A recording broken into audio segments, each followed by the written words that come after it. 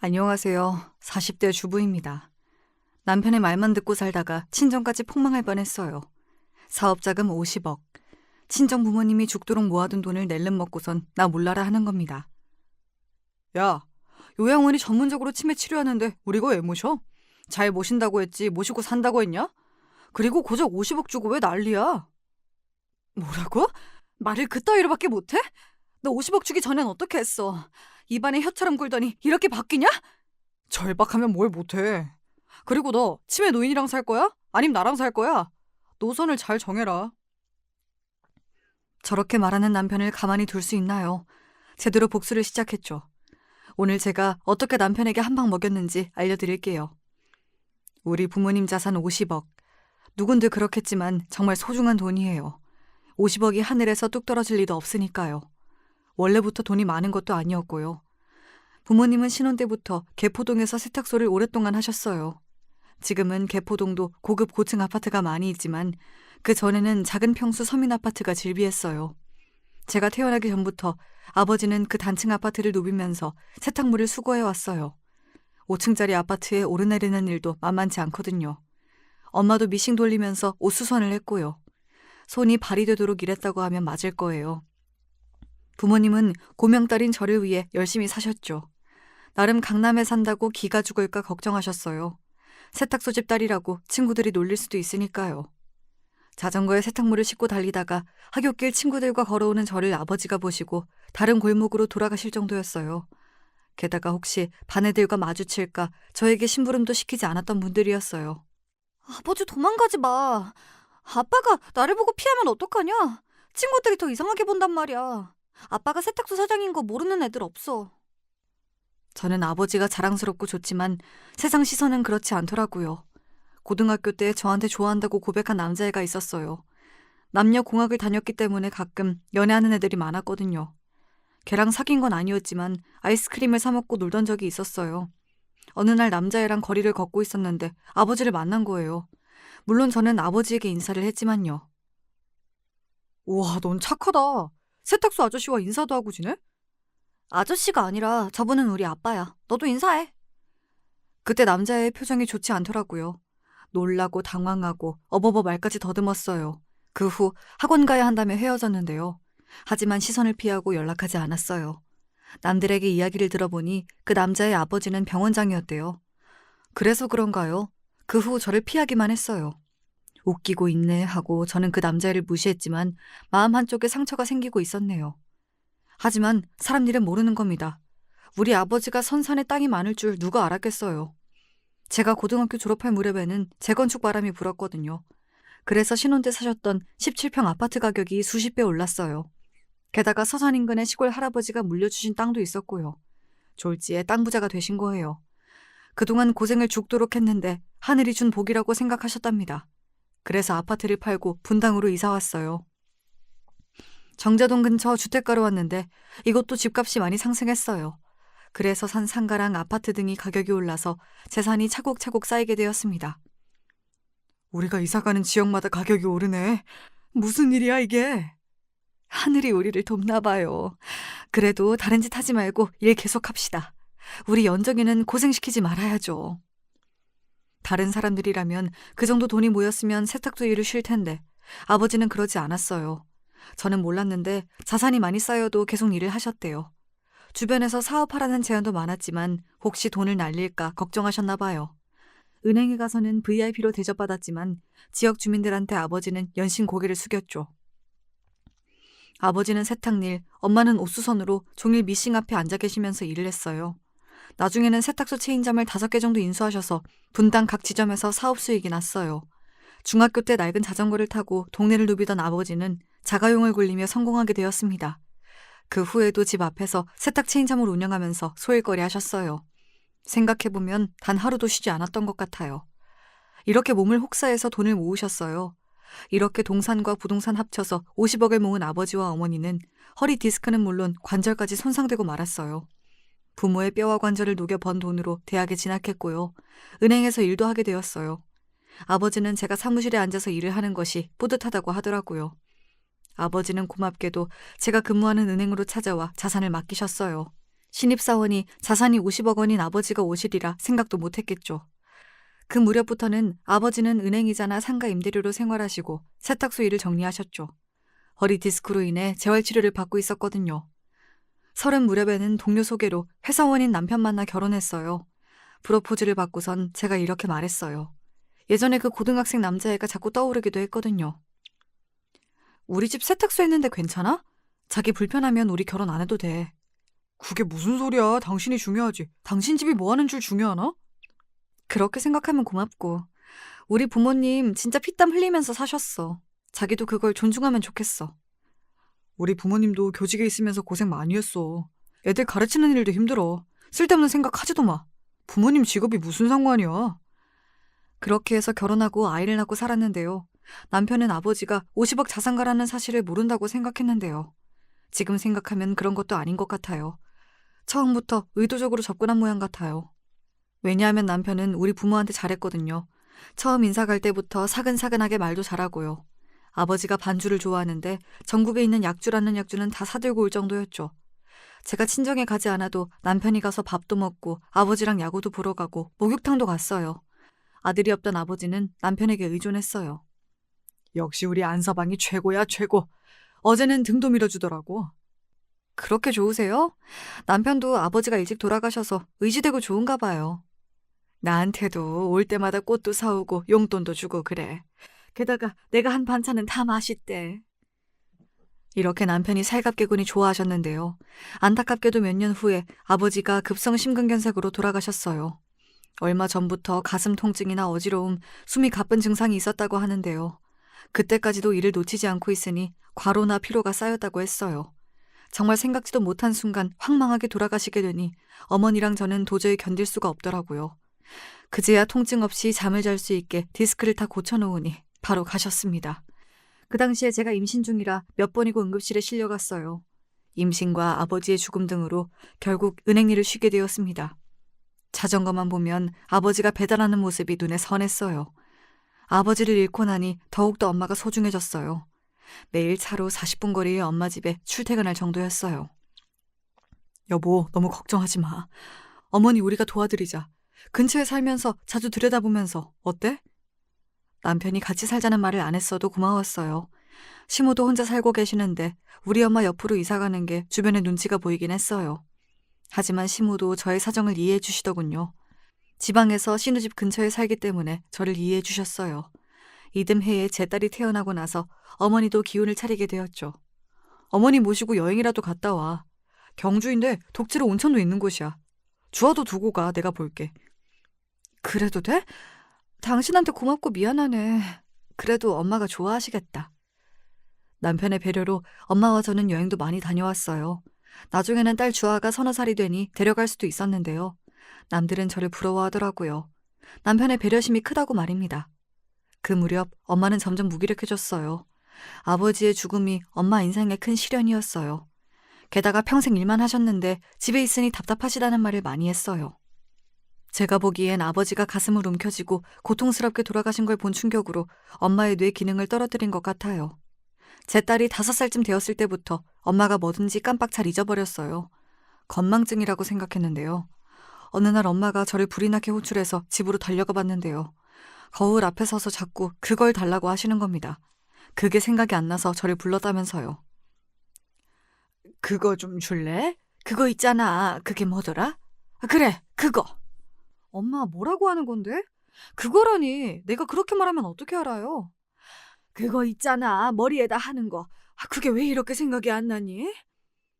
빚이라는 단어가 생각이 안 나서 한참이나 서 계시더라고요. 저는 그것이 치매라는 생각은 못했어요. 그렇게 가끔 문장이나 단어 때문에 고민하시긴 했어요.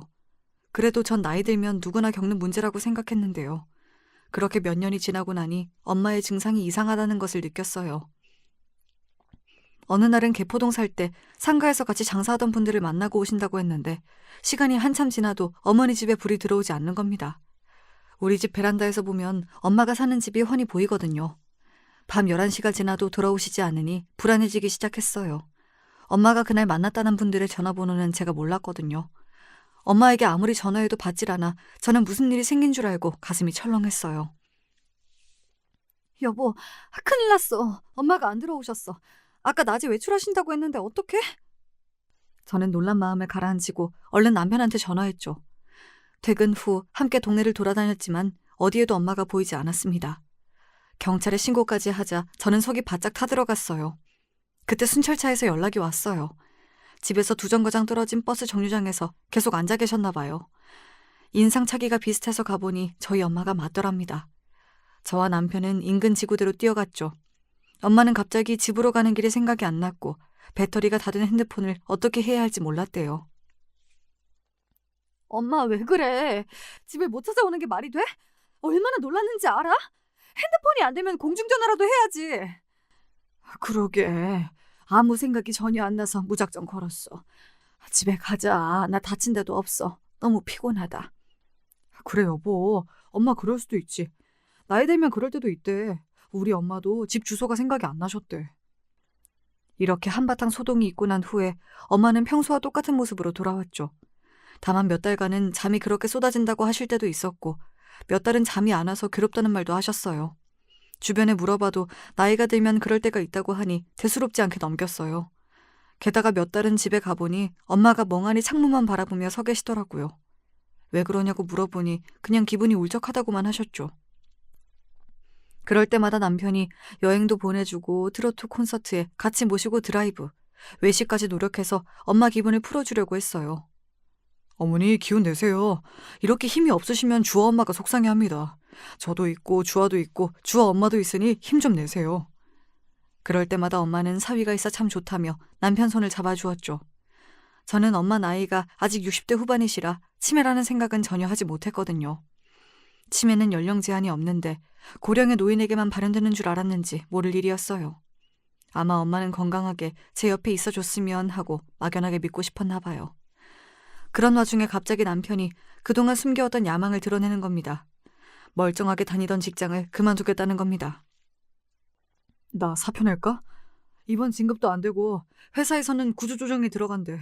일찍 명퇴하는 것도 영리할 수가 있어. 우리 주아 이제 초등학생인데 무슨 소리야. 자기가 일 그만두면 우린 어떻게 살라고.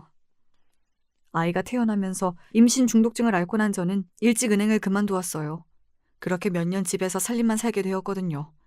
다시 은행에 나갈 수도 없고 갑자기 암담했어요. 남편은 다른 직장에 다닐 생각도 없어 보였습니다. 게다가 저한테 상의도 없이 사표를 내고 왔다는 겁니다. 나 있잖아. 회사 그만뒀어. 당신한테 자세하게 말 못해서 미안해. 밀어봤자 시간만 가잖아. 결심이 생길 때 그만해야지. 당신한테는 나랑 주아가 있어. 마음대로 결정하면 어떡해? 그래서 앞으로 어쩔 건데? 대학 때 알던 친구가 지금 부동산 하고 있거든? 모텔 싸게 나왔다는데 그거 인수하고 싶어. 모텔이라니?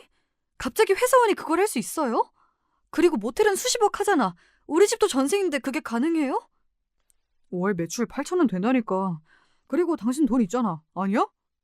내가 돈이 어딨어. 설마 친정 재산 말하는 거야? 엄마 돈이지 내 돈 아니지. 무슨 자기 돈이 아니야. 상속받을 사람 당신밖에 더 있어?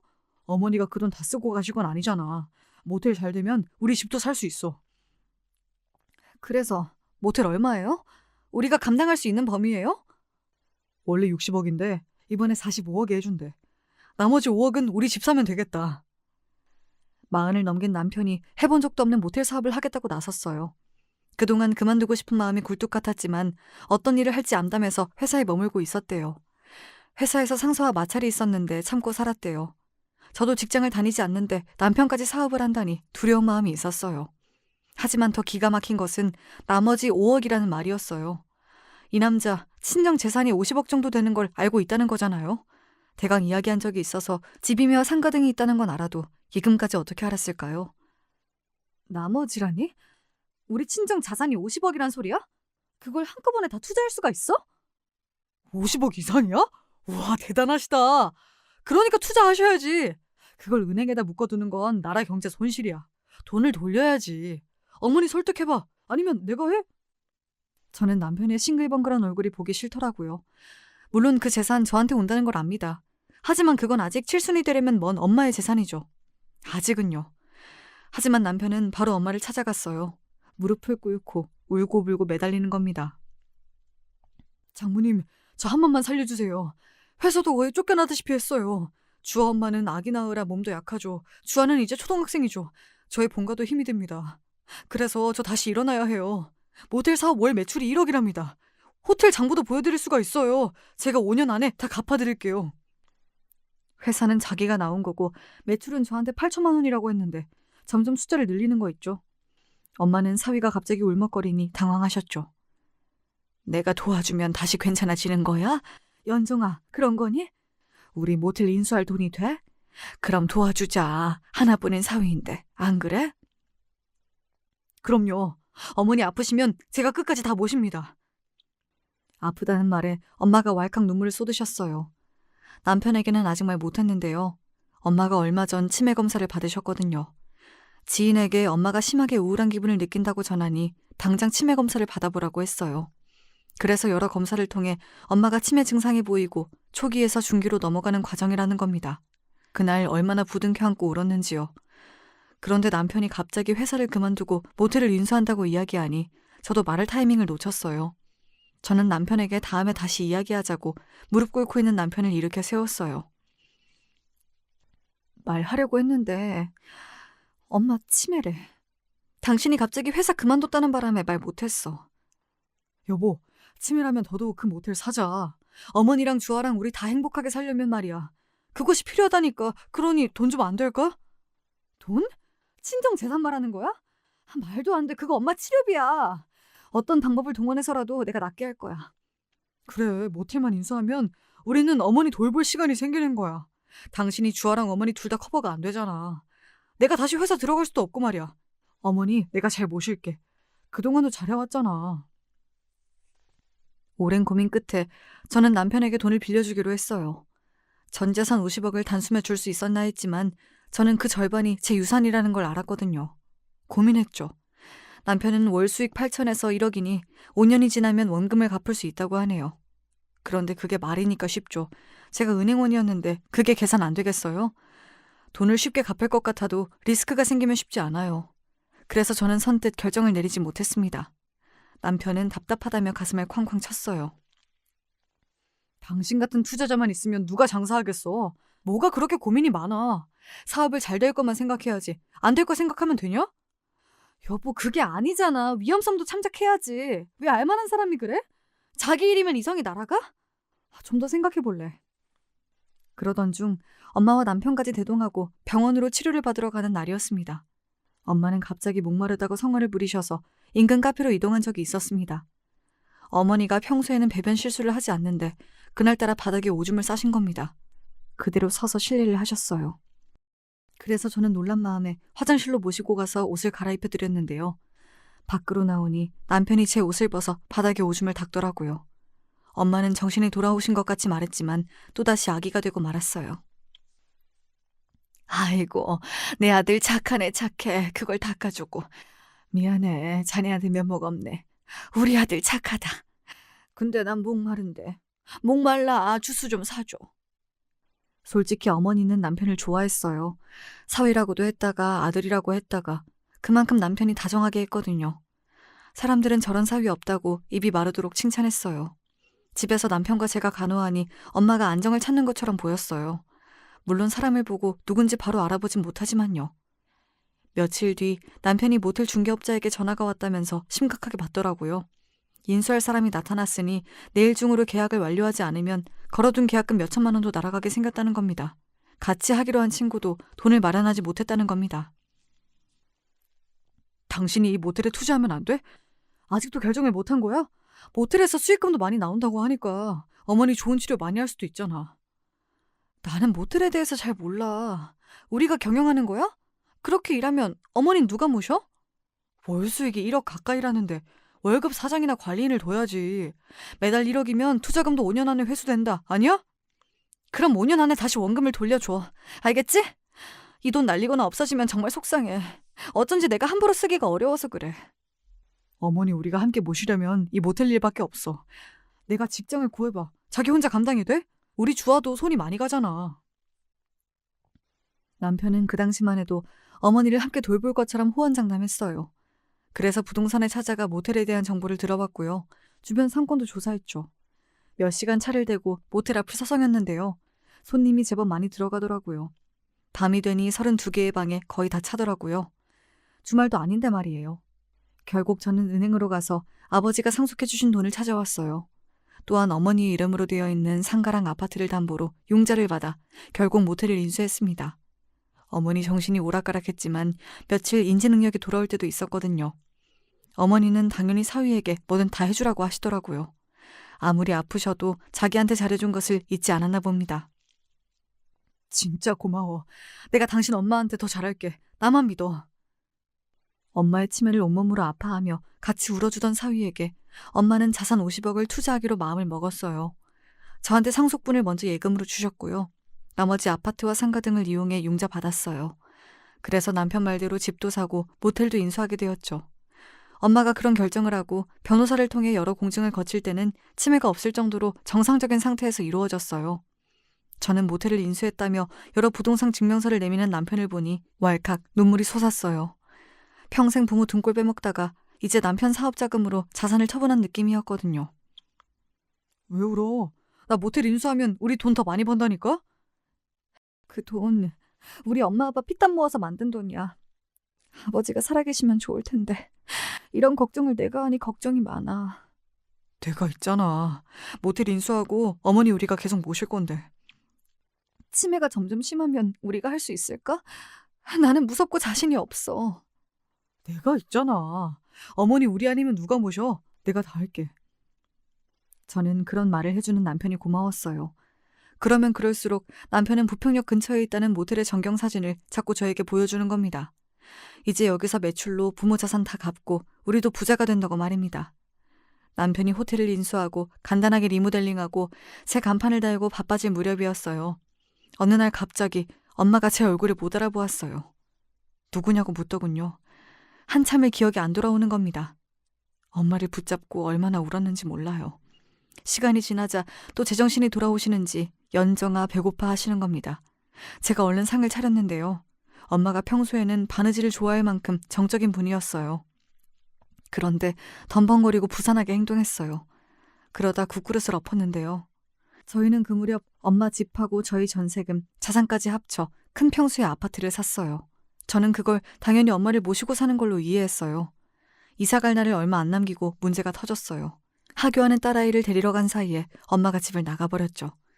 의사 말로는 갑자기 나빠질 수가 있다는데 갑자기 안 하던 행동을 계속했어요. 몇 시간을 남편과 함께 헤매며 찾아다녔는데요. 택시를 타고 예전에 살던 개포동까지 갔다고 하네요. 겉으로 봐서는 엄마가 멀쩡해 보이거든요. 연정아, 여기가 어디냐? 정신이 하나도 없어.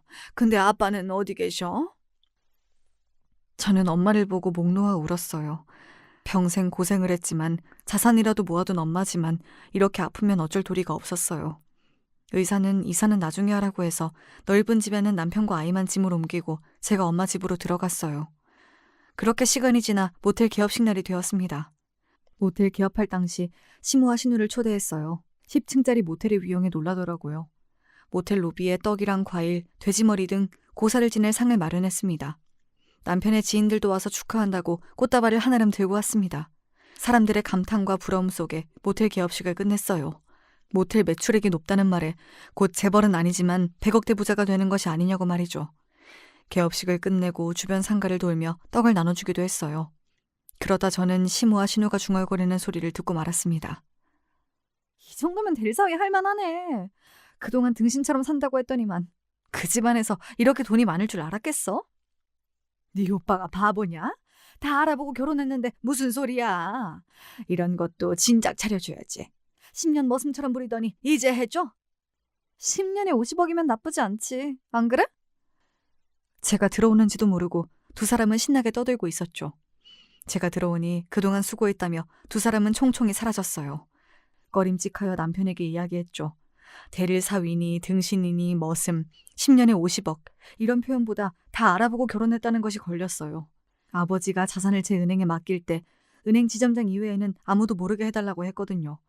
저는 남편에게 이야기했어요. 알아보고 결혼한 것이 무슨 말인지 말을 하라고 했죠. 당신이 좋은 사람인지 알아보라는 거 아니야? 그냥 엄마가 하는 말이지. 아들이라고 나 하나밖에 없는데 장모님 모시고 살면 속상하니까. 당신이 이해해.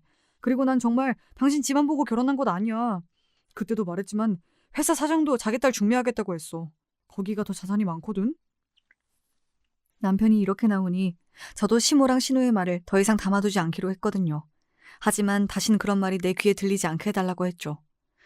시간이 지나니 모텔은 월 매출이 4천 정도는 꾸준히 나왔어요.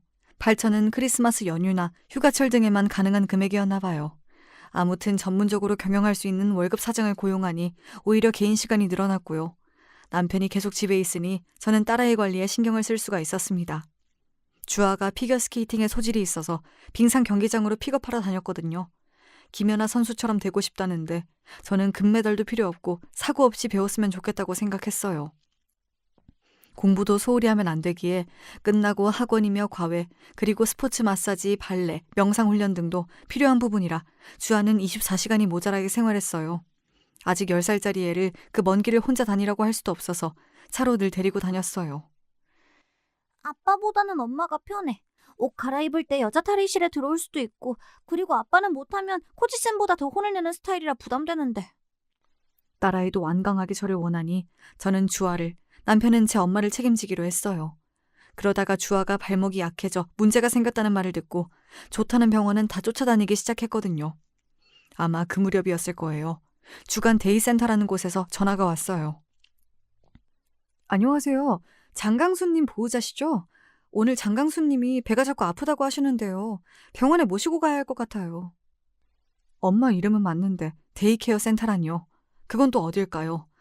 딸아이의 물리치료를 마치는 대로 그 센터로 가보았어요. 치매 노인을 낮 동안 돌보는 민간 업체라고 했어요. 노인들 사이에 앉아있던 엄마가 저를 보고 갑자기 울음을 터뜨리는 게 아니겠어요. 왜 이제 왔냐면서요. 예전에 엄마를 잃어버렸을 때 저는 제 핸드폰 번호를 새겨 목걸이를 만들어준 적이 있었거든요. 유아 미아 방지 목걸이처럼요. 센터 쪽에서는 남편에게 계속 전화해도 받지 않았다고 했어요. 집에서 엄마를 돌보겠다고 저랑 약속했는데 데이케어 센터라니요. 물론 그 시설이 나쁘다는 건 아니에요. 하지만 저랑 상의도 없이 이럴 순 없다고 생각했어요. 태연하게 골프를 치고 남편은 집으로 돌아왔어요. 센터에서 엄마를 딸에게 인계했다고 연락한다고 했거든요. 그래서 그런지 술까지 먹고 늦게 들어오는 거 있죠? 지금이 몇 시야? 새벽 2시야. 당신 미쳤어? 엄마를 그런 데 맡겨놓고 술을 마시고 와? 당신이 와서 데리고 갔다고 해서 술 마신 거지. 아니었으면 7시쯤 모시고 왔지. 나랑 상의도 없었잖아. 먼저 그래야 순서지, 안 그래? 너는 애 링크장에 넣어두면 네 시간이 생기지만 나는 어머니랑 종일 있어봐. 은행 업무도 못 봐. 낮에 오는 돌보미 요양사 계시잖아. 그때 시간이 생기는데 왜 이래? 누가 들으면 당신이 우리 엄마 24시간 보살피는 줄 알겠어? 나야말로 놀아? 아침에는 집안일 대충 하고 주아 관리하면 저녁 9시쯤 들어와. 그 후에 내가 엄마 돌보는 거잖아. 당신은 낮에 몇 시간인데? 치매를 무조건 집에서 돌봐야 한다는 생각을 접어. 거기 센터에서 24시간 보살피면 도움이 된다니까? 좋은 프로그램이 얼마나 많은데. 요양사도 자주 바뀌고 저번엔 갑자기 소리를 질러서 이웃에서 인터폰도 왔어. 나 당신이 돌본다고 해서 모텔도 투자한 거야. 남편이 약속을 어겼다는 생각에 저는 소리를 지르고 말았어요. 그랬더니 남편은 억지를 부리더군요. 그놈의 모텔 이야기. 그게 나만 좋자고 한 일이야? 주아 이제 돈 드는 거 한두 푼이 아니야. 그리고 어머니도 다른 질병 없이 치매니 20년 이상 사실 수도 있어. 그리고 우리 노후 대책? 그거 다 모텔에 달린 거야. 당신 인생이 달려있다고. 무슨 소리야. 당신이 엄마 잘 모신다고 해서 준 거라고 몇 번을 다짐 말았는데. 안 모신 게 뭐야. 안 한 게 뭔데. 이 여자가 진짜 50억 투자했다고 남편 알기를 진짜 머슴으로 아는 거야? 그때 어머니가 방에서 뛰쳐나왔습니다. 그러다가 속옷에 실례를 했어요. 거실 바닥은 이내 축축하게 젖었습니다. 그걸 보더니 남편은 혀를 차며 그대로 집을 나가버렸어요. 저는 엄마의 옷을 갈아입히고 소변을 치웠죠. 생각해보니 남편도 고충이 있었겠죠. 자기 부모도 아닌데 이런 일이 한두 번이겠어요. 저는 주아랑 엄마 관리를 남편과 바꾸기로 다짐했어요. 1년 이상 해온 걸 아빠 보고 하라면 어떡해. 아빠는 혼낸다고. 코치보다 더 소리 지르고. 할머니를 계속 아빠 보고 보살피려고 할 수가 없어서 그래. 엄마가 아빠 보고 그러지 말라고 할게. 엄만 나보다 할머니가 더 중요하지. 어릴 때부터 그랬어. 나는 맨날 뒷전이고. 그런 넌 자식 낳으면 걔가 더 중요하고 엄마는 아무렇게나 대할 거야? 말도 안 되는 소리 하지 마. 누가 그렇대? 아무튼 아빠가 불편해서 그래. 다 자기들 마음대로야. 이러면서 아침도 안 먹고 학교 가더라고요. 그래도 남편에게 딸아이 관리를 맡겼어요. 솔직히 둘 다 힘들지만 적어도 남편에게는 자기 피부치인 딸이 정성을 쏟기 편할까 싶었어요. 하지만 애 픽업 시간도 놓쳐 링크장에서 2시간 떨게 만들고 감기 걸려서 병원까지 입원했어요. 도대체 어디에 정신이 팔려 이러는지 저도 모를 정도였어요. 사업을 시작했는데 월급 사정 가지고는 안 되겠어. 걔가 중간에 현금 손님 가로채면 어떡해? 벌써 그런 정황들이 나타났는데 지금 주아가 문제야? 이렇게 당당하게 나오는 거 있죠. 게다가 주아가 아프다는 소식에 시모가 달려왔어요. 남편이 도움을 요청했대요. 저는 엄마 돌봐야 한다고 종종거리고 앉아있으니 말이에요. 하지만 시모는 제 염장을 지르더라고요. 예, 남자 보고 장모 보살피고 딸 뒤치다거리 하라고 하면 되냐? 큰일을 해야지. 모텔이 호텔 되는 건 시간 문제래. 그러면 매출 규모가 다르고. 이제는 남편 괴롭히지 마. 머슴이야? 너희 집 머슴이냐고. 주아는 내가 간호할 테니 넌 너희 엄마한테 가봐. 모든 사람이 저보고 문제가 있다고 하더라고요. 그런가요? 남편이 애당초 엄마를 돌본다고 했으니 저는 약속을 지키라는 것뿐이었는데 말이에요. 하지만 모텔에서 불미스러운 사건이 터지고 말았어요. 불륜 커플이 모텔에서 일을 치르고 있을 때 본 부인이 찾아와 불을 지른다고 난리를 쳤나 봐요. 다행히 화재로 이어지진 않았지만 뉴스에 오르내리다 보니 갑자기 매출이 떨어진 겁니다. 게다가 또 다른 불륜 커플이 있었는데 이번에는 남편이 주차장에서 기다렸다가 죽인다고 난리를 쳐서 집단 난투극이 벌어졌대요. 일련의 사건들이 몇 달간 매출에 직격탄이 되었어요. 여기서 불륜하고 꼭 들킨다 이런 징크스라는데 모텔 투숙객이 절반이 이런 사람들이라니 가정주부인 저는 불쾌하기도 했어요. 물론 그런 사람들이 올지도 모른다고 했지만 눈으로 보이는 결과에 저는 자괴감이 몰려왔어요. 모텔 접자. 이거 뭐 불륜 조장한다고 손가락질 받는 것도 싫고 매출 점점 떨어질 텐데. 넌 사업을 그런 식으로 하냐? 기다려봐. 그리고 불륜이 하루 이틀이야? 다시 매출 상승하는 거니까 그만 입 좀 닫아. 남편은 날카로운 말들을 내뱉었어요. 그동안 다정했던 남편은 어디로 갔는지 알 수가 없었습니다. 인건비 줄이기로 했으니까 엄마가 당분간 주아 봐주신대. 픽업도 해주고. 주아도 좋다고 했어. 당신도 모텔에서 일해. 우리 엄마는? 엄마는 어쩌고? 엄마도 모텔에서 일 시키면 되겠네. 말이 되는 소리를 해. 야, 너 세탁소 집 딸이었으면서 되게 고급스럽게 산 티낸다. 일하면 안 돼? 장모는 이제 요양원으로 보내. 할 만큼 했어. 요양원이라뇨. 엄마를 모시겠다고 해놓고 이제 어려워지니 내보내겠다고? 저는 밖으로 나가려는 남편을 붙잡았습니다. 말도 안 되는 소리 하지 마. 엄마 모신다고 해놓고 50억 가져갔잖아. 그런데 요양원이라니 그게 말이야? 모텔 접어 그럴 거면. 아니 이 여자가? 넌 네 엄마가 그렇게 중요하면 시집을 왜 왔어? 그냥 혼자 살지? 주아랑 난 너한테 아무것도 아니야? 그 말이 아니잖아. 약속했어. 당신이 나랑 결혼하기 전부터 내 부모한테 잘한다고. 잘했잖아. 이제 너나 나한테 잘해봐. 그리고 요양원에 가서도 모시는 거지. 평생 끌어안고 살 필요는 없잖아. 내가 잘 모실게 그랬어. 모시고 산다고는 안 했으니까 지금은 위급 상황이야. 융자 못 갚으면 어쩔래? 남편은 벽창호처럼 엄마를 요양원에 보내야 한다고 했습니다. 저랑 남편이랑 안 좋아지니 엄마의 상태도 나빠졌어요. 갑자기 저에게 물건을 던지기도 하고 음식에 대한 식탐도 커져서 냉장고 문에 자물쇠를 걸 정도였어요. 모텔은 손님이 뚝 끊기니 관리비가 만만치 않게 들었어요. 이렇게 적자가 계속 진행되다간 엄마의 아파트나 상가 등이 날아갈 수도 있다는 생각이 들었어요. 무엇보다 남편의 태도 변화가 절망적이었습니다. 집까지 큰 평수로 옮겨놓고 엄마를 데려올 생각을 안 하고 있다뇨.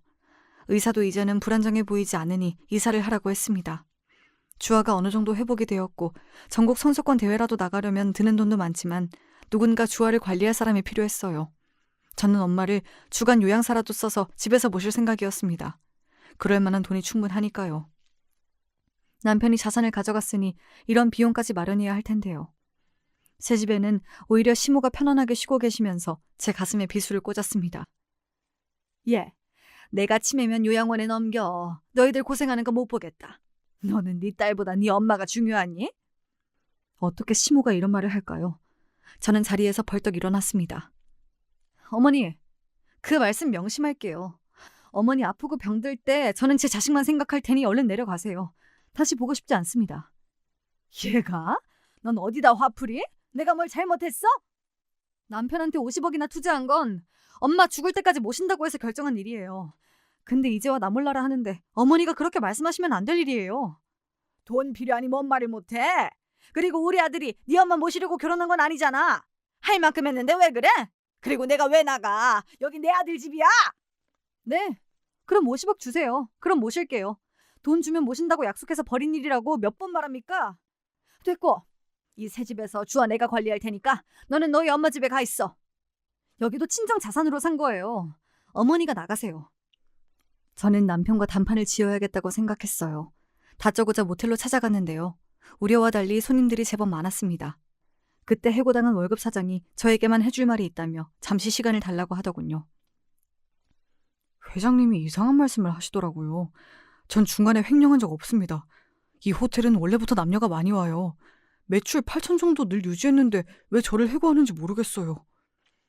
알고 보니 남편이 일부러 저에게 조작된 매출표를 보여준 거였어요. 제가 다달이 5천이라도 친정 자산을 갚으라고 했거든요. 불륜 사건들은 일어난 것이 맞지만 그렇다고 손님이 빠지지 않는다고 했어요. 사모님도 조심하세요. 회장님 이상해요. 돈을 빼돌릴 수도 있어요. 주식하는 것 같던데 여기 사모님 친정 자산으로 매입한 거라면서요. 그럼 사모님이 운영하세요. 왜 남편에게 맡겨요? 제가 도와드릴게요. 명함 드릴 테니 필요하시면 연락하시면 돼요. 저에게 매출 금액을 속이고 모텔이 힘들다고 거짓말하는 남편을 찾을 수 없어 집에 돌아왔어요. 집으로 오는 요양사 간병인이 저한테 그동안 감사했다고 인사를 하더군요. 엄마 어디 갔어요? 엄마가 어디에도 보이지 않아요. 남편분이 모시고 나갔어요. 그 말에 저는 너무 화가 났어요. 당장 전화했더니 엄마를 모시고 요양원에 간다고 하는 겁니다. 저는 당장 차를 돌리라고 했지만 남편은 전화를 끊었어요. 보호자 허락도 없이 엄마를 데리고 갔다고 저는 고발이라도 할 참이었는데 엄마를 태운 남편 차량이 멈췄습니다. 요양원 구경하고 왔어. 시설도 좋던데? 그렇죠, 어머니. 우리 거기서 지내볼까요? 남편은 가증스럽게 엄마에게 웃으면서 말하네요. 엄마는 남편의 성화에 못 이긴 척 고개를 끄덕였어요. 피죽도 못 먹은 사람처럼 멀건 얼굴을 한 엄마를 보니 속에서 우라가 치밀었어요. 저는 화가 나서 남편의 뺨을 갈겨버렸어요. 죽어도 거기 안 보내. 너랑 이혼할 거야. 남편은 갑자기 맞은 것에 화가 났는지 대답도 없이 저를 밀치고 사라졌습니다. 저는 늦은 밤이라도 아버지 일을 봐주던 변호사를 만났습니다. 이혼 후 재산을 다 가져오고 싶다고 했어요. 그리고 남편이 매출 전표를 속였고 중간에 횡령한 것도 말해줬어요. 모텔이 제 명의로 되어 있었기에 가능한 일이었죠. 엄마는 정신이 오락가락한 사이에도 모텔 명의만은 제 이름으로 하라고 했죠. 저는 신고하기 전에 남편을 찾았습니다. 월급 사정의 도움으로 남편이 몇 개월 동안 빼돌린 금액이 있다는 증거문서를 내밀었죠. 콩밥 먹기 싫으면 집 내놓고 그대로 나가. 주아는 당연히 내가 키우는 거고. 너 진짜 이혼할 거야? 미쳤구나. 그 모텔 네가 운영하게? 그게 될 것 같아? 검찰에 갈래. 너 같은 사기꾼은 경찰 수사도 필요 없어. 그냥 검찰에 가서 네 자산을 동결시켜야 정신 차리지? 미안해. 엄마 모시자. 됐지? 내가 당신이 빨리 친정 자산 갚으라고 하니까 주식 투자 좀 했지. 그러니까 아파트 두고 나가라고. 그냥 이혼해. 횡령은 넘어갈게. 너 잘났다. 그래 이혼하자. 됐지? 다 두고 나간다. 저는 그날 남몰래 피눈물을 흘렸습니다. 그동안 우리 집에 자란 것도 혹여 자산 때문인가 싶었습니다. 그래서 다음날 저는 남편을 소개해준 동료를 어렵게 찾아가서 물어보니 자기는 제 아버지가 자산이 50억이 있다는 사실도 몰랐답니다. 알고 보니 동료가 아니라 남편이 회사 일로 업무를 볼 때 자기 회사 사장이랑 은행장 이야기를 직접 들었다고 남편이 이실직고하네요. 창구 3번의 직원 아버지, 자산 50억 자산가라고. 그 이야기는 자수성가와 부동산 이야기를 하다가 나온 말이었대요. 어쩐지 남편은 저를 만나고 싶다고 창구 3번에 얼마나 들락거렸는지요. 게다가 그 당시 사귀는 여자도 정리했대요. 그 말을 들으니 배신감으로 한동안 밥맛도 없었어요. 그래, 50억 있는 줄 알고 장인한테 잘했는데 금방 돌아가시더라. 장모는 치매고 그건 내 잘못이 아니지. 내가 뭐 나 혼자 잘 살자고 자산을 탐냈냐? 너랑 주아랑 다 같이 잘 살자고 한 거지. 거기에 왜 우리 엄마를 빼? 엄마 돈이라고 몇 번을 말했는데? 진짜 모신다고 할지 몰랐다. 다들 요양원 보내잖아. 이혼한다고 하면 될 거 아니야. 이러는 거 아닙니까? 하지만 남편의 만행은 여기까지가 아니었어요. 제가 이혼하자고 하니 모텔을 매입 사기라도 치려고 했어요. 모텔을 10억에 판다고 소문을 내놓고 작자가 나타나면 가짜 계약서로 팔고 나서 그 돈 갖고 도망치려고 했다고 해요. 월급 사정이 다급하게 연락이 오지 않았다면 난감할 뻔했어요. 이건 10억 사겠다는 사람이 신고했기에 남편은 경찰서로 끌려갔어요. 저는 남편과 이혼 서류를 작성했어요. 남편은 구치소에서 서류에 사인을 했죠. 모텔은 제 명의였고 집도 제 명의라 무사히 친정 자산을 보존했어요. 결국 사기를 치는 사람은 뭔 짓을 해서라도 경찰에 잡혀가네요. 초범이라 불구속으로 풀려나 저랑 이혼하고 남편은 사라졌어요. 시모는 초반에 남편을 구명하라고 저에게 난리를 쳤지만 저는 눈 하나 깜짝 안 했어요. 병든 엄마랑 저리 가서 살라고 하셨잖아요. 잘 사세요. 저도 제 갈 길 갈게요. 아가야, 내가 잘못했다. 너희 남편 나쁜 놈 아니잖아. 자식 데리고 살아보려고 하니 이것저것 잘못이 생긴 거지. 한 번만 봐줘. 그동안 충분히 봐줬어요. 기만하는 것도 한도가 있죠. 그만 가보세요. 멀리 안 나가요. 저는 시모를 받아주지 않았어요. 처음엔 울부짖다가 그대로 가시더라고요. 이제야 엄마를 큰 집에 모셨고요. 입주 간병인을 구해서 함께 돌봤습니다. 요양원이 나쁘다는 게 아니었어요. 하지만 엄마는 요양원이 아니라 집에서 충분하게 돌봄이 가능한데 굳이 갈 필요가 없는 게 아니겠어요. 특히 남편이 자기가 모신다고 사업 자금을 달라고 했다면 말이에요. 치매는 마음이 편안하면 증상이 심해지지 않을 수가 있대요. 혼자 집에 계실 때는 대변 실수도 하시더니 큰 집에서는 저와 주아까지 있으니 실수 없이 화장실 간다고 이야기하십니다. 주아는 저랑 다른 돌보미를 구해 번갈아 가면서 도움을 주고 있어요. 주아야, 섭섭하게 생각하면 안 돼. 할머니는 엄마 키우느라 고생 많았어. 그래서 엄마가 갚는 거야. 알겠지? 나중에 아빠 볼 날이 있을 거야. 그래도 주아를 끝까지 생각했어. 아빠가 엄마랑 할머니는 버려도 넌 아니었으니까 너무 슬퍼하지 마. 그렇게 말했더니 딸아이도 알겠다며 고개를 끄덕였어요. 모텔을 처분할까 고민했지만 저는 가족 모텔로 바꾸고 싶었어요. 다들 번화가에 무슨 난리냐고 했지만 1, 2층은 가족 단위 음식점, 3, 4층은 카페나 책방들이 들어오게 하고 그 위에는 가족 단위 투숙객 등에게는 할인 서비스를 하기로 했죠. 모텔에 누가 숙박을 하던 자유지만 가족이란 단어 앞에 막상 들어가기 어색할 수 있잖아요. 매출에 커다란 손실이 있어도 주아에게 부끄럽지 않게 살고 싶었어요. 남편의 본심은 50억을 갖는 것은 아닐 수 있어요. 하지만 엄마를 모시기 싫다는 게 저는 더 충격이었어요. 처음부터 잘해주지 말던지요. 다 할 것처럼 해놓고 받을 것 다 받고 약속을 안 지키면 어떡합니까? 남편은 시골에서 모텔 청소를 한다고 해요. 모텔에서 일하고 싶었는데 잘됐다고 생각했어요.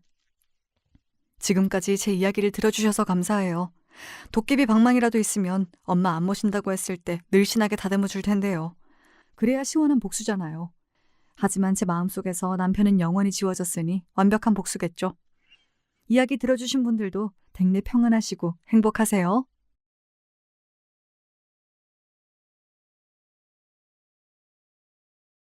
안녕하세요. 전 경기도에 살고 있는 평범한 여자입니다. 어찌 보자면 결코 평범하지 않을 수 있는 그런 일들을 경험한 바 있는데요. 제가 언제나 끼고 사는 제 친구 같은 존재, 사연에 빠지다 채널에 제 이야기를 한번 보내보고자 합니다. 제가 아주 어릴 적 친정 부모님께서 사고를 크게 당하셨는데요. 전 너무 어렸던 탓에 기억에도 거의 안 남아있는 그 사고 때문에 친정 아버지께선 돌아가셨습니다. 그리고 엄마는 한쪽 다리를 크게 절뚝거리며 살게 되셨죠. 팔 한쪽은 약간 불편하게 쓰셨어요. 후유증 때문이었습니다. 전 그런 친정엄마가 어린 마음에 너무 미웠어요. 굳이 성취하는 몸으로 절뚝거리면서 학교까지 찾아와서 제가 아침에 깜빡하고 간 준빗물을 건네주시는 게 정말 싫었거든요. 창피했어요. 뭐하러 학교까지 와? 누가 엄마한테 이거 가져달라 그랬어? 하지만 유진아, 너 이거 없으면 오늘 수업을 못 들을 텐데 선생님한테 많이 혼날까 봐. 그래서 걱정돼서 엄마가 들고 와봤어. 우리 유진이가 엄마 때문에 곤란했다면 그건 미안해. 당연히 곤란하지. 곤란한 거 알면서도 오는 엄만 진짜로 나쁜 사람이야. 됐으니까 제발 빨리 가버려. 엄마 때문에 오늘 내 하루 완전 망쳤어. 유일하게 잘 움직이는 팔로 저에게 준비물을 건네주시던 친정엄마를 보며 전 도끼 가득한 화를 내기에 바빴습니다. 미안해서 어쩔 줄 모르시는 얼굴로 돌아서신 뒤 절뚝거리며 황급히 학교를 빠져나가는 엄마의 뒷모습을 훔쳐보면서도 전 제가 잘못했다고 생각할 줄 모르는 아이였습니다. 당장이 제가 당하는 창피가 우선이었으니까요. 몸 상태가 그러시니 변변한 일자리를 구하실 수가 없었죠. 그래서 작게 분식집을 하셨어요. 정식으로 자리를 얻은 것은 아니었고 원래 그 자리에 사시던 노부부께서 어느 날 건강이 동시에 악화된 바람에 그 자녀분께서 2년 정도만 이 자리에서 장사를 하시겠냐, 돈은 따로 안 받겠다고 제안을 해주신 걸 수락한 것뿐이었습니다. 나쁜 마음 안 먹고 부지런히 살다 보니까 이런 좋은 기회도 오는구나. 길면 2년이란 기간 동안 정말 열심히 해서 돈 벌어야지. 우리 유진이한테 이쁜 옷도 사주고 비싼 학용품도 사줘야지. 중학교 올라가면 돈이 여러 가지로 들 테니까 저축도 잘 해놓을 거야. 친정엄마가 결의를 다지며 싱글벙글 웃고 계실 때 전 심경이 복잡했어요. 벌써부터 부끄러워서 미칠 것 같았습니다. 그 일 하지 말라고 그렇게 외치기엔 집에 돈이 필요하다는 것을 제가 알았기에 차마 그러질 못했죠. 대신 엄마가 작은 분식집 안에서 고군분투하시던 모든 나날 동안 그 앞으로는 한 번도 하교를 하지 않았습니다. 일부러 빙 돌아서 길을 다녔어요. 유진아, 학교 마치고 들려 떡볶이 좀 먹고 그래. 나 떡볶이 별로 안 좋아해. 안 먹고 싶어. 그래? 떡볶이 좋아하는 거 아니었어? 엄마가 알기론 우리 유진이가 떡볶이 귀신인데 이상하네. 엄마가 떡볶이 잘 만들어. 그니까 맛 좀 봐. 전에 팔던 맛보다 더 맛있다고 애들이 그렇게 말을 해주더라. 우리 유진이도 학교 끝나고 떡볶이 한 컵 먹으면 좋을 텐데. 아, 싫다는데 왜 자꾸 그래? 창피하다고, 쪽팔린다고. 그니까 제발 친구들 앞에서 내가 엄마 딸이라는 거 광고 좀 그만하라고. 그런 거였구나. 아이고, 엄마가 또 주책맞게 굴었네. 우리 유진이 마음도 몰라주고. 엄마가 너무 무심했다, 그치? 엄마가 미안해. 엄만 매번 저에게 미안하다고 사과를 하셨지만 전 그러는 법이 없었습니다. 성질이 새어나온 눈물 맺힌 눈가에 힘을 주고선 씩씩거리는 게 전부였죠. 엄마를 굳이 이겨먹어야 성이 차는 아이였나 봐요. 왜 그랬을까 모르겠습니다. 절뚝거리며 부지런히 분식집을 오가고 힘겨운 한쪽 발로 조를 하면서 엄만 열심히 돈을 모으셨어요. 그 덕분에 제가 중학교도 멀쩡히 갈 수 있었습니다. 다른 친구들이 다 구매하는 광고에 나오는 브랜드 교복 전문점에서 저도 새 교복을 맞출 수 있었죠. 엄마의 헌신 덕분이었습니다. 그런 것도 고려 안 하고선 전 제 몸보다 한 치수 크기의 교복을 사야 한다고 강력히 주장하신 엄마가 궁상 맞아 보여 싫었습니다. 교복 전문점 사장님께 가격 할인을 받을 수 있는 방법은 없냐고 물어보시는 모습이 창피했습니다. 할인 같은 게 어디 있겠냐면서 제가 날카롭게 쏘아붙였고 손등을 반쯤 덮는 긴 교복의 길이에 불만을 품었었죠. 꼴의 사춘기가 됐답시고 얼마나 또 철이 없고 싸가지 없게 굴었던지 몰라요. 공부가 답이고 공부가 미래라는 엄마의 조언을 무시했습니다. 엄마도 공부 못했으면서 왜 나한테만 강요해? 엄만 중졸이잖아. 그랬으면서 맨날 나한텐 공부, 공부, 공부. 공부 타령 지겨워. 공부가 밥 먹여줘? 아, 공부가 결국은 밥을 먹여주는 거야. 그리고 엄만 집안 사정이 워낙 안 좋아서 중학교까지만 나온 거였지만 돌아가신 네 아빠는 고등학교까지 나온 사람이었어. 상황이 따라줬다면 어쩌면 대학까지도 갈 수 있었던 분이셨단다. 머리가 무척 좋았거든. 그래봤자 뭐해. 결국은 대학 안 나오셨잖아. 그리고 일찍 돌아가셨잖아. 공부를 열심히 해봤자 일찍 죽으면 끝이야. 일찍 죽을 줄 알았다면 공부할 시간에 즐겁게 놀 것을 그랬다고 아빠도 후회하셨을걸? 사춘기라는 방패를 두르고서 제가 그런 공격을 가했을 때 엄마가 어떤 표정을 지으셨던가를 기억합니다. 심장이 철렁 내려앉았단 표정, 더없이 상처를 받았단 표정, 바로 그 표정이 제 마음을 캥기게 만들었어요. 그런 표정을 하시고서도 저에게 아무런 비난도 하지 않으시고 조용히 돌아서셨던 친정엄마의 뒷모습이 너무나도 작아 보였습니다. 제가 잘못했다는 생각이 들었어요. 죄송하다는 사과를 할 용기는 없었습니다. 전 엄마의 초라한 뒷모습의 크기보다도 더욱 작은 그릇의 소유자였으니까요. 그 정도밖에 전 안 되는 인물이었던 거예요. 제 마음을 불편하게 만든 엄마를 내심 원망하기도 했습니다. 그래도 양심은 있었는지 그 이후로 엄마께 막말은 뱉지 않았고 농땡이를 피우고 다니는 것도 그만뒀어요. 그 덕분에 인문계 고등학교를 진학할 수 있었고요. 그쯤 되니까 저도 꽤 철이란 게 들기 시작하더군요. 뒤늦게 후회하며 진지한 자세로 공부를 하기 시작했죠. 그러자 꽤 성적이 나오기 시작하더군요. 선생님들의 칭찬도 처음으로 받아봤고 제가 받은 성적표를 슬그머니 엄마의 로션통 옆에 두는 것도 처음으로 해봤습니다. 내용물을 끝까지 아껴 쓰기 위해 거꾸로 뒤집혀 있던 로션통이 어쩐지 제 마음을 아리게 만들었던 것 같아요. 그럴싸한 립스틱 하나 없는 엄마의 화장대는 얼마나 오래되었는지도 가늠하기 어려운 때에 들여놓았던 작은 탁상이었습니다. 며칠 후에 보니까 제 성적표는 탁상의 구석에 몇 권 쌓여 있던 친정엄마의 손때가 묻은 서적들 가운데 소중하게 끼워져 있었죠. 힘들고 지칠 때마다 그 모습을 떠올리며 공부를 이어갔던 것 같아요. 꽤 괜찮은 4년제 대학교에 갈 수도 있는 성적이 나왔지만 전액 장학금을 지원해 주겠다고 한 전문대에 최종 입학을 했습니다. 돈도 안 들거니와 취업률이 굉장히 높은 곳이었기 때문이에요. 제가 크나큰 성공을 거둘 수 있었다면 참으로 좋았겠죠. 하지만 그런 건 극소수의 이들에게나 이뤄지는 기적인 것 같았어요. 각 분야의 최고 권위자가 되거나 TV에 나오는 유명인들에게 해당되는 얘기였죠. 전 전문대를 나와서 그저 그런 중소기업에 들어갔습니다. 취업 준비 기간이 따로 들지 않았다는 게 그 전문대를 나온 최고 장점이었던 거예요. 별로 안 친했던 대학 동기들은 노는 것에 맛을 들여서 각자 이상하게 살기 시작했습니다. 대부분이 일찍 사고를 쳐서 혼전 임신으로 결혼을 했다거나 쉽게 돈을 벌기 위해 불법적인 요소가 섞인 일을 시작했다가 패가 망신을 당하거나 그런 식이었죠. 그래서 전 그들의 경우를 보며 무조건 평범한 길을 추구했습니다. 연애도 쉽사리 하지 않았고요. 평범하게 일상을 살면서 돈을 벌고 저축하고 그러면서 살았어요.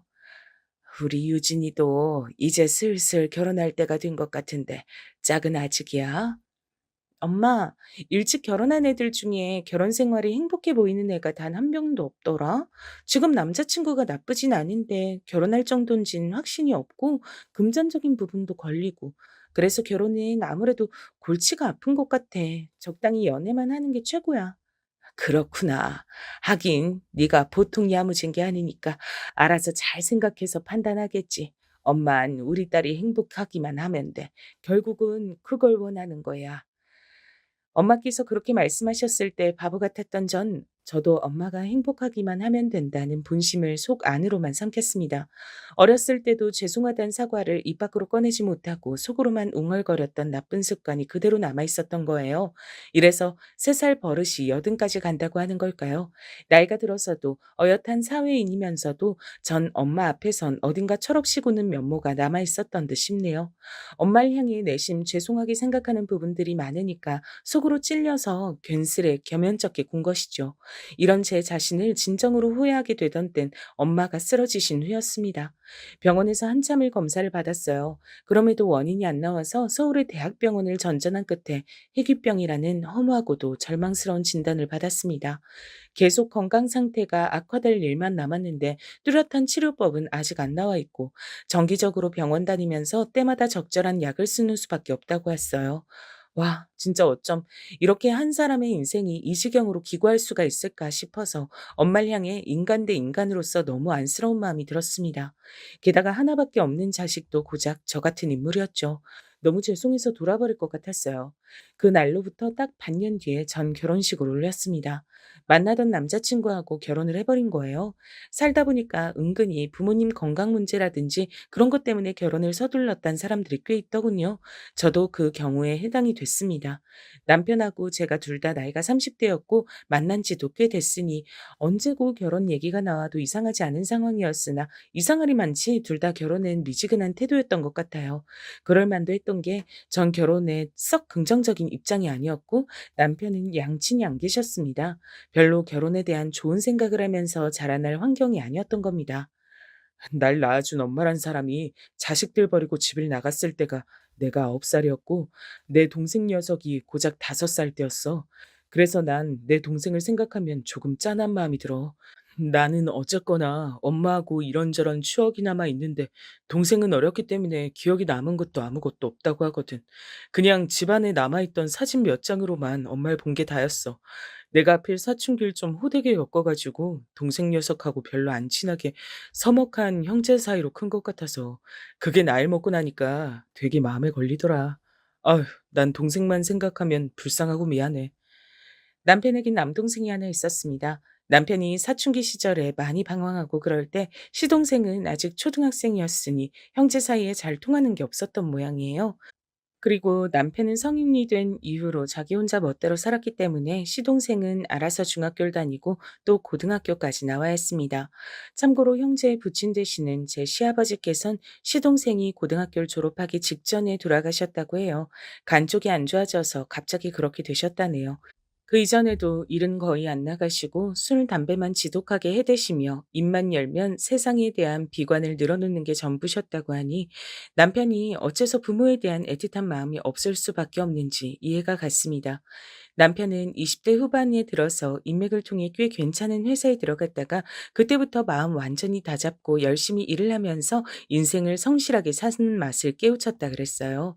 그러면서 저와 연애도 하게 됐던 것이고요. 남편이나 저나 돈을 많이 모으고 풍족하게 살 조건들은 아니었죠. 어찌 보자면 수준이 아주 비슷했습니다. 그래서 만나는 동안 서로 불편한 게 없었고 서로가 엇비슷하다고 생각했기 때문에 결혼을 별로 입에 올리는 바가 없었습니다. 결혼이 인생을 더 나은 곳으로 이끌어줄 선택지라는 확신이 크게 없었기 때문입니다. 하지만 전 엄마의 희귀병 앞에서 조급해졌고 결혼을 했습니다. 막상 하고 나니까 예상보다 마음이 편안해서 놀랐어요.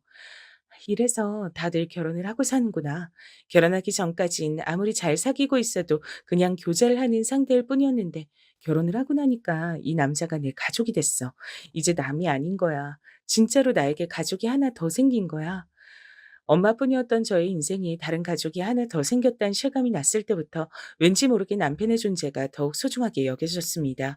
좋아하는 마음은 좋아한다고 말을 뱉고 난 이후부터 진짜로 시작된다는 표현을 들어보셨나요? 제가 마치 그런 현상을 겪고 있었어요.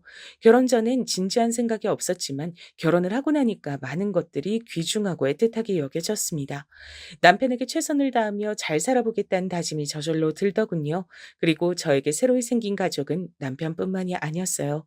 남편의 유일한 형제인 제 시동생도 해당이 됐고요. 거기에 또 한 명이 더 있었습니다. 시동생의 아내, 제 동서였습니다. 제가 느끼기론 제 남편은 말로만 불쌍하고 미안한 내 동생이라고 하는 거지 막상 행동으로 그것을 드러내는 사람이 아니었어요. 그렇게 할 수 있을 정도로 유연하고 부드러운 사람이 못 됐습니다. 오래 사귀어 봤기 때문에 제가 그런 부분들은 잘 알았죠. 속으로나마 자기 동생을 진짜로 애틋하게 여기는 건지 아닌지도 솔직히 확신이 없었고요. 사람 자체가 잔정이 깊은 스타일은 절대로 아니었어요. 암튼 남편이 자기 동생하고 그저 그렇게 지내는 형국인데 제가 뭐라고 시동생과 절친하게 지내겠나요? 딱히 그럴 건덕지가 없었죠. 시동생이 하도 내향적이고 내성적이며 낯을 가리는 사람이기도 해서 제가 먼저 다가가기도 굉장히 머쓱해졌습니다. 형하고 동생이 그렇게 다르더라고요. 남편도 그렇게까지 말수가 많은 사람은 아닌데 시동생은 자기 형이 말 10마디를 할 때 자긴 간신히 한마디 하는 축이었죠. 여러분, 대리효도라는 말을 혹시 한 번쯤 들어보셨을까요? 결혼하기 전엔 부모한테 제대로 된 효도 한 번을 안 하다가 결혼하고 나서 자기 배우자를 향해 우리 부모한테 효도 좀 해라. 이렇게 강요하며 기대하는 현상을 말합니다. 제가 또 시부모님이 안 계신 입장 아니었겠어요? 제가 대리효도를 강요당할 전제 조건 자체가 존재하지 않았는데 참 희한하게 남편이 저한테 그런 걸 기대하더라고요. 부모가 없으니까 자기 동생을 대상으로요. 당신이 상인이한테 휴무 언제냐고 전화 좀 해봐. 또 내가? 왜 자꾸 나보고 전화를 하라 그래? 그리고 휴무 언젠지 그걸 괜히 왜 물어봐? 괜히라니. 휴무 언젠지 물어보면서 그럼 휴무 날 뭐하고 시간 보내는지, 어떤 계획 있는지, 요새 건강은 좀 괜찮은지 이런 것도 같이 물어볼 수 있잖아. 딱 좋잖아. 그렇게 딱 좋으면 자기가 직접 자기 동생 좀 챙겨. 왜 나한테 자꾸만 시키려고 들어? 내가 하면 어색해서 안 돼. 뭐가 어색해? 그럼 뭐 난 안 어색한가? 형수 전화보단 형 전화를 그쪽에서도 덜 어색하게 여기지 않겠어? 아니야, 우린 안 그래. 형 전화는 한숨 쉬면서 받고 형수 전화는 한숨 안 쉬면서 받을 것 같아. 그러니까 상윤이한테 당신이 전화 좀 해봐. 아, 진짜 맨날 말로만 내 동생 하면서 정작 본인이 직접 하는 건 하나도 없지. 그거 되게 툴툴거리네. 하기 싫으면 하지 마. 전화하지 마. 상현이가 무슨 일 있음 자기가 직접 전화해서 알려주겠지. 소식 없음 아무 일 없다는 뜻일 텐데 굳이 전화하는 것도 웃길 것 같네. 그니까 연락하지 마. 아니, 왜 자긴 갑자기 소리를 지르고 그래? 화를 왜 내? 자긴 꼭 이렇게 다혈질이 발동하더라? 전화 내가 할게. 이따 밥 먹고 나서 좀 여유로울 때 전화하면 되잖아. 그럼 됐지? 제가 이렇게 일단락을 맺으면 남편은 입이 대빨 나와서 투덜투덜 거렸습니다. 그러면서도 본인이 직접 시동생한테 연락을 하겠다고는 안 하는 게 핵심 포인트였어요. 차라리 저희 둘 다 연락을 안 할지언정 본인이 연락을 하겠다는 선택지는 없었습니다. 말로만 떠드는 효도를 요새 아가리 효도라고 한다던데 남편도 그런 유형이었던 거죠. 대상은 부모가 아니라 동생이었지만요. 제가 원래대로 하면 별다른 접점 하나 없이 그저 그렇게 지냈을 법한 시동생과 연락을 종종 하게 됐던 건 남편의 이런 강요 아닌 강요 때문이었습니다. 결혼하고 나서 하나뿐인 가족은 챙기면서 살고는 싶고 그런 생색은 내고 싶은데 본인이 하긴 싫으니까 절 부려먹었죠. 시동생이 되게 무뚝뚝하고 정적인 사람이었어요. 말로는 크게 표현을 안 한 스타일이라고나 할까요? 언제 한 번은 무슨 대화를 하던 도중에 어쩌다 보니까 제가 바로 다음 주가 제 생일이란 얘기를 해버린 적이 있었어요. 아, 그러세요? 형수님 생신이시구나. 별 생각 없이 꺼낸 소린 거 아시죠? 그냥 무시하시면 돼요. 절대로 별 의미 두고 꺼낸 소리는 아니었어요. 아, 네, 알겠습니다. 제가 괜히 민망해져서 횡설수설했을 때도 시동생은 단조롭게 반응한 게 끝이었어요. 그래놓고 사흘 뒤에 집으로 무슨 택배가 와서 보니까 식사 대용으로 타먹는 선식이었습니다. 보니까 시동생이 보내준 것이었더라고요. 생각도 못한 터라 깜짝 놀라 연락을 했죠. 아, 그거요. 형하고 타 드시라고요. 제가 먹어보니까 그거 꽤 괜찮더라고요. 어머나, 혹시 제 생일이라고 사서 보내주신 거예요? 아닙니다. 그냥 보냈습니다. 에이, 맞잖아요. 제 생일이라는 얘기 듣고 바로 주문하신 거죠? 사실은, 네, 맞습니다. 아, 변변한 게 아니라서 좀 민망하네요. 전화 끊겠습니다. 시동생은 도망을 치듯이 전화를 끊어버렸어요. 되게 민망해하던 그 반응은 절 피식 웃음 짓게 만들었죠. 사람이 좀 뻣뻣해서 그렇지 속은 따뜻하다는 게 겪을수록 느껴졌어요. 속빈 강정하고는 거리가 먼 인물이었습니다. 속에 진심이 가득 차 있었습니다. 솔직히 인물이 좋은 건 아니었는데 볼수록 어딘가 정감이 가는 인상이었어요. 진실된 느낌이 묻어나온다고나 할까요? 게다가 성격이 진중하고 진솔되니까 그런 매력이 또 있었네요. 반면에 남편은 인물이 꽤 괜찮은 편이었습니다. 호쾌한 인상이었거든요. 이런 걸 두고 남편은 시덥지 않은 소리를 종종 뱉었습니다. 당신, 내가 살면서 가장 많이 들어온 소리가 뭐였는 줄 알아? 글쎄, 잘 모르겠는데? 바로 형만한 아우 없단 소리야. 그런 소리를 피식피식 웃으면서 뱉던 꼬라지가 절 어이없게 만들었습니다. 본인이 시동생보다 하여간 더 잘났다고 생각하고 있었죠. 이런 성격의 남편과 진중하고 사뭇 진지하기까지 한 시동생은 서로 잘 맞지 않았습니다. 두 성격이 아예 상극에 가까웠죠. 그래서 만약 시동생만 있었다면 제가 별로 그렇게까지 그쪽과 교류하며 잘 지내는 일은 없었을 거예요. 동서라는 존재가 있었기 때문에 연결고리 역할이 됐습니다. 제가 타고나길 친화적인 성격은 아니에요. 빨리 철이 안 들어서 엄마를 향해 모진 소리를 다 뱉으며 큰 것만 봐도 알 수 있듯이 말입니다. 그런 제가 처음부터 동서는 마음에 들어 했어요. 첫눈에 들어오는 동서의 특색이 있었기 때문입니다. 동서는 한쪽 다리를 살짝 저는 사람이었어요. 그리고 한쪽 볼 아래쪽에 화장으로도 미처 다 가려지지 않는 자국이 있었죠. 그게 화상 자국이라고 하더라고요. 어렸을 때요. 저희 부모님이 맞벌이로 일을 하시다 보니까 무척 바쁘셨는데, 그래서 친척 집에 잠깐 맡겨졌던 시절이 있었어요. 그런데 하필 그때 친척 집에 화재가 났던 거예요. 워낙 어렸을 때였으니까 그때 기억이 선명하진 않아도 많이 다쳐서 고생했던 것만은 생생하게 머릿속에 남아있네요. 아프다고 자주 울었던 것 같아요. 세상에, 동서 너무 안 됐다. 얼마나 아프고 힘들었을까. 친척들이 일부러 집에 불을 지른 건 아니라고 하지만 그래도 혹시 같이 살던 친척들이 원망스럽진 않았어? 나였다면 친척들도 원망스러웠을 테고 날 거기다 맡겨둔 부모님도 미웠을 것 같아. 음, 아니요. 별로 그런 원망은 안 해봤어요. 그냥 제가 남들보다 조금 운이 나쁜 사람이라고만 생각하면서 살았어요. 민망하게 웃어 보이던 동서의 얼굴은 위쪽에서 바라보면 화상 자국이 전혀 보이지 않아 어여뻤습니다. 하지만 화상 자국이 보이는 방향에서 바라보더라도 전 예쁘다고 생각을 했었어요. 빼어난 미인은 아니었어도 동서는 뭔가 청순한 느낌이 있는 여자였습니다. 그리고 조용한 미소를 잘 짓는 사람이었고요. 화재에 휘말려 크게 다쳤던 동서는 한쪽 다리의 통증을 이따금씩 느끼게 됐대요. 그래도 그걸 대수롭지 않게 여기며 지냈는데 시간이 지나면서 그게 문제로 번졌고 그쪽 다리를 조금 절게 됐던 겁니다. 특히나 중학교 시절부터 하필 다리가 그렇게 돼서 사춘기 때 마음고생을 알게 모르게 많이 한 모양이었어요. 친구들 사이에서 저에 대한 뒷말이 나오는 거, 비웃음이나 놀림당하는 거, 이런 거 나중 되니까 인이 박혀서 참을만 했던 것 같아요. 시간이 좀 지나서 일전에 절 놀렸던 친구들이 저에게 다가와서 전엔 미안했다고 사과를 한 경우도 있었고요. 그래서 버틸만 했는데요. 저희 부모님 앞에서 아무렇지 않은 척 싹싹하게 구는 거, 그게 가장 힘들었던 것 같네요. 저 때문에 힘들어하실까봐. 전 그 앞에서 한 번도 힘들다는 내색을 못하면서 살아왔어요. 동서는 그렇듯 내면에 어쩔 수 없는 그늘을 지니며 살아온 사람이었습니다. 양친을 잃고 하나뿐인 형과 별로 친밀하지도 않게 살아온 시동생하고 둘이 뭔가 통하는 구석이 있었던 모양이더라고요. 동서가 말하길 시동생하고 결혼한다고 했을 때 사실 집에서 반대도 겪었다고 했습니다. 네가 뭐가 부족해서 그런 인물하고 결혼을 하느냐고 저희 부모님께서 그런 말씀을 얼마나 하셨던지 몰라요. 제가 너무 씩씩하게 아무렇지 않게 굴면서 지내왔더니 제가 정말 아무 부족한 점이 없는 딸이 줄.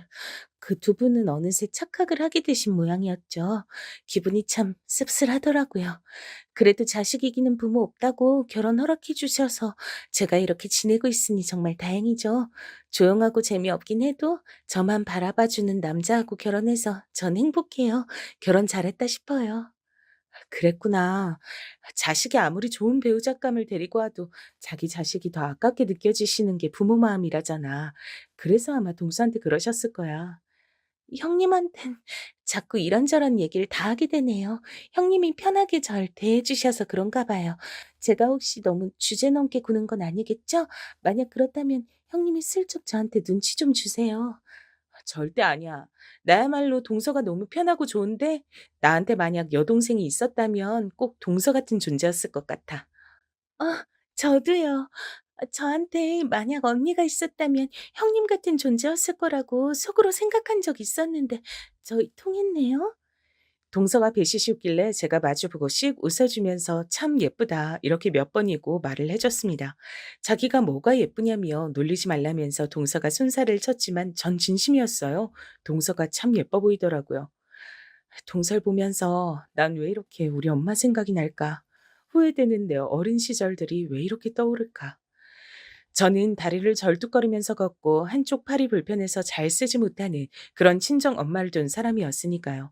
처음부터 아픈 구석이 있는 동서가 전혀 낯설지 않고 익숙하게 느껴졌던 겁니다. 이제는 희귀병까지 앓고 계시는 엄마를 생각하기만 해도 가슴 한켠이 뻐근해지곤 했는데 그 감각은 아마 죄책감의 연장선일 듯 싶었습니다. 그래서 전 동서에게 잘 대해주고 제 모습을 통해서 과거 어린 시절에 절 채찍질하고 있었던 걸지도 몰라요. 동서가 저에게 자기 얘기를 많이 해주었던 만큼 저도 제 얘기를 많이 나눠줬습니다. 결코 아무 데서나 떠들 법하지 않은 집안 얘기를 서로 주고받다 보니까 금방 저희 사이는 돈독해졌죠. 전 제 친동생이 생겼다고 여기며 동서에게 잘해줬고 동서는 절 자신의 친언니처럼 여기며 잘 따랐습니다. 오죽하면 남편이 그걸 두고 몇 번 저에게 핀잔을 주었을 정도였죠. 하루는 저에게 이런 소리를 하더라고요. 누가 보면 둘이 친자매고 나랑 상현이가 동서관계인 줄 알겠어. 내가 동서하고 사이좋게 잘 지내면 좋을 일이지. 자긴 왜 못마땅한 기색이야? 혹시 질투라고도 해? 질투는 무슨 별 희한한 소리를 다 하고 있네. 그게 아니라 재수 씨가 솔직히 좀 사람이 약간 그렇잖아.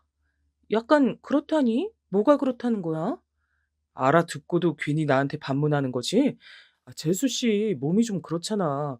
걷는 것도 좀 그렇고 얼굴도 한쪽에 화상 자국이 제법 크게 있고 여러모로 좀 그런 사람인데 당신이 그렇게 재수 씨하고 금방 친해질 줄 난 몰랐지. 재수 씨는 딱 보니까 성격도 너무 조용하더만. 상현이하고 둘이 부부가 무슨 아주 판박이야. 글쎄, 동선 내 앞에서 말도 잘하고 별로 안 조용한데 천천히 걸으면 다리 저는 것도 크게 표시 안 나고 화장 진하게 하는 날이면 얼굴에 화상 자국 있는지 없는지 언뜻 보면 헷갈릴 정도야. 그런 사람인데 뭐가 어떻다고. 당신은 말을 그렇게 하냐. 웃긴다. 당신이 이러니까 동서가 당신 앞에선 일부러 조용하게 구는 거 아닐까? 뭐라고? 하여간 성질머리가 이렇게 얌전하지 못해서야. 당신이 이러니까 내가 재수 씨하고 친한 게 신기한 일이라고 보는 거야. 극과 극인데 어떻게 어울려 지내지? 자기가 잊은 게 하나 있는 모양인데 우리 엄마. 아, 맞다, 장모님. 좀 여러모로 불편하신 분이었지? 재수 씨하고 같은 소속이네. 그러게, 이제 이해가 간다. 남자들은 원래 저렇게 배려심 없이 말을 찍찍 뱉는 건가 싶었습니다. 같은 소속이라고 표현을 하는 것도 너무 사람이 저급해 보였어요. 제가 결혼해서 잘 지내고 있다며 엄마께서는 이 점을 뿌듯해 하셨고 그 덕에 언제 죽어도 여한이 없다고 말씀하실 정도였지만 솔직히 저는 남편을 사랑하는 것과는 별개로 시간이 지날수록 인간적인 실망을 많이 느꼈습니다. 남편이 너무 세상을 바라보는 시간이 편협한 인물 같았고 말을 막 하는 경향이 있었기 때문이에요. 연애를 오래 했는데도 결혼하기 전엔 이런 부분을 크게 눈치채지 못하는 게 놀라울 따름이었습니다. 시동생하고는 워낙 오래 정감 없이 지내온 형제 사이라서 별 수 없다고 쳐도 동서한테만이라도 만나면 인사하느라도 다정하게 하고 태도를 좀 상냥하게 해달라고 이런 말을 제가 굳이 남편한테 해서 알려줘야 했어요. 그렇게 안타 이르면 남편은 계속 동서하고도 정남이 하나 없이 지낼 게 뻔했습니다. 그리고 전 저의 이런 행동을 뒤에 가서 후회하게 됐죠. 그런 후회하기 전에 비극적인 일이 먼저 닥쳤습니다. 시동생이 하루아침에 세상을 떠난 겁니다. 심장마비였어요. 어떻게 이런 일이. 아주 어릴 때 얼핏 외가 쪽에 심장마비로 돌아가신 어른이 두 분 계셨다고 듣긴 했는데 내 동생이 하필 심장 약한 걸 물려받았었나 보구나. 불쌍한 내 동생. 상현아, 형이 미안하다. 시동생이 영정 앞에서 남편은 보는 사람들이 숙연해져서 모두 고개를 떨굴 정도로 오래도록 오열을 했습니다. 동서는 핏기 하나 없이 초췌한 얼굴로 가만히 있었어요. 밀랍 인형 마냥 생기가 하나 없었습니다. 동서, 어떡해. 괜찮냐고 물어봤자 소용없는 거 아는데, 그래도 괜찮냐고 물어볼 수밖에 없어서 내가 동서한테 미안하다. 형님, 아니에요. 괜찮아요. 저 정말로 괜찮아요. 이대로 삶을 포기할 것도 아니니까 조금만 더 괴로워하고 조금만 더 힘들어하다가 마음 다 잡고서 열심히 살아볼 거예요. 그래, 동서. 잘 생각했어. 서방님도 하늘나라에서 분명 동서가 잘 살길 바라실 거야. 꿋꿋하게 삶에 대한 의지를 다지는 동서를 보며 전 다행이라 생각했습니다. 젊은 나이에 세상을 떠난 시동생도 남겨진 동서도 모두 불쌍해서 가슴이 아팠어요. 동서는 먼 지역으로 가서 조용히 마음을 달래며 지내겠다고 했습니다. 언제까지 그럴지 모르겠으나 조용히 살다가 다시 기지개를 켜고 싶은 마음이 들면 그때가 돼서 저에게 연락을 하겠다고 했어요. 전 동서의 선택을 응원해주며 아쉬운 마음 가득한 채로 헤어짐의 인사를 주고받았습니다. 부디 동서를 다시 만나는 게 그리 오래 걸리지만은 않길 바랄 뿐이었죠. 그리고 전 그 이후에 남편과 이혼을 했어요. 남편이 저와 이혼을 강력하게 원했기 때문입니다. 난 더 이상 아무하고도 같이 살고 싶지 않아. 결혼 생활도 너무 지겨워. 엄마 같지도 않은 인간, 아버지라고 부르기 싫었던 인간, 불쌍한 내 동생까지 모든 게 다 거지 같아. 그렇다고 해서 왜 나하고 이혼을 하겠다고 해? 결혼이 장난이야? 이혼이 장난이야? 만약에 장모님이 희귀병에 걸리지 않으셨다면 당신이 나하고 결혼을 했을까? 뭐, 뭐라고? 갑자기 그런 소린 왜 해? 지금까지 말은 안 했지만 속으로 항상 생각해온 거였어. 당신이 과연 그런 상황이 오지 않았다 하더라도 나하고 결혼을 했을까? 난 아니라고 보는데. 나를 정말로 사랑하긴 하는 건지, 그냥 적절한 결혼 상대, 그 이상 그 이하로도 보지 않은 건 아닐지, 그런 의심이 계속 들었거든. 남편이 그 말을 하자마자 제가 뺨을 때렸습니다. 집안의 정적이 감돌았고 그 차가운 고요함이 저희 부부의 끝을 표현하는 듯 했습니다. 전 남편을 용서할 수가 없었어요. 제가 여태껏 결혼 생활에 얼마나 충실하며 제 마음을 다하며 남편을 평생의 동반자라고 여기며 살았는데 고작 그딴 의심이나 받고 있었던 게 모욕적이었습니다. 그리고 남편은 저에게 뺨을 더 맞아줄 수도 있으니까 제발 이혼이나 해달라 그랬죠. 제가 대답을 안 하자 제 앞에서 무릎을 꿇으며 거듭 이혼 의사를 밝혔습니다. 이렇게 병들어버린 결혼 생활, 더 이어가봤자 무슨 소용이 있겠나 싶어 이혼을 해줬습니다. 남편에겐 미련이 없었는데 엄마에게 죄송해서 면목이 없었어요. 엄마, 미안해. 내가 또 나답게 굴어버렸어. 잘난 거 하나 없고 잘해낸 거 하나 없는 그런 나다운 모습을 엄마한테 또 보여주고 말았네. 남들 다 하고 사는 결혼, 그거라도 잘 해낼 줄 알았건만 내가 스스로를 과대평가했나 봐. 유진아, 괜찮아. 실패해도 괜찮고 쓰러져도 괜찮아. 우리 유진이 뒤에서 엄마가 다 지켜보고 있어. 네가 쓰러지면 얼른 달려가 일으켜 주려고 준비 중이고 네가 실패하면 얼른 어깨 두드려 주면서 다시 해보란 용기 불어넣어 주려고. 엄마는 항상 그런 준비가 되어 있는 채로 사는 사람이야. 그니까 이번에도 괜찮아. 우리 유진이 잘했다. 그동안 애썼다. 그 앞에서 제가 어린아이처럼 울고 말았습니다. 전 죽는 그날까지 엄마의 발끝도 따라잡지 못할 것만 같았어요. 위대하고 또 위대한 엄마란 든든한 버팀목. 그 덕분에 제가 시동생의 갑작스런 죽음부터 연락을 끊고 멀리 가버린 동서와의 이별, 그리고 당혹감과 상처가 가득했던 이혼이란 과정을 다 힘들게 지나왔음에도 멀쩡히 잘 지낼 수 있었던 것 같아요. 희귀병을 앓고 계신 엄마를 위해 제가 멈출 수 없는 노릇이었기에 열심히 일도 다니다 보니까 제 일상이 한결같이 이어졌고요. 그렇게 살다 보니 지난 일들에도 자연스레 묻은 마음이 들었습니다. 때때로 동서가 생각나서 잘 지내려나 싶은 궁금증과 염려가 동시에 들었죠. 특히나 엄마를 보고 있으면 동서가 떠오르기 마련이었기 때문에 더욱 그랬습니다. 그러던 어느 날 제가 정말 우연히 동서의 소식을 접하게 됐습니다. 이 세상에 영원한 비밀은 없다고 하던데 그 표현이 정말 맞더라고요.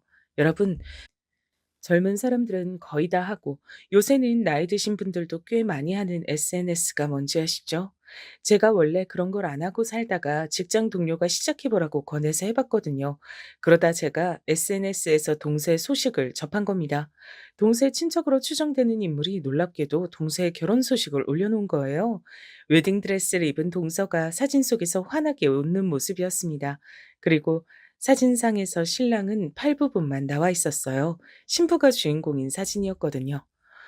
뭐? 동서가 결혼을 한다고? 이 사람이 마침 예식장하고 시간을 적어 놓고 이때 간다고 했으니까 나도 그날 시간이 되면 가볼까? 동서가 깜짝 놀라서 우는 건 아닌가 모르겠네. 괜히 민망해서 저한테 이 좋은 소식도 못 전했을 동서가 안쓰러웠어요.